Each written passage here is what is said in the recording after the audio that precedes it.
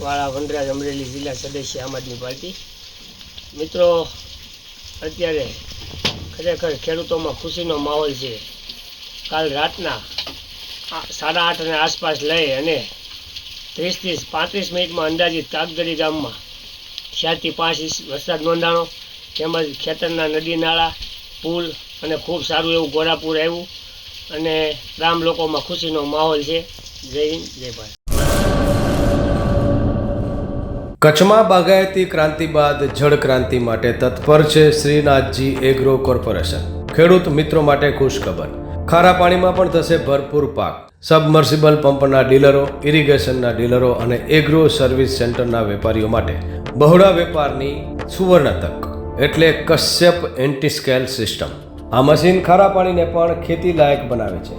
આ machine magnetic નથી, dealership આવકાર્યા।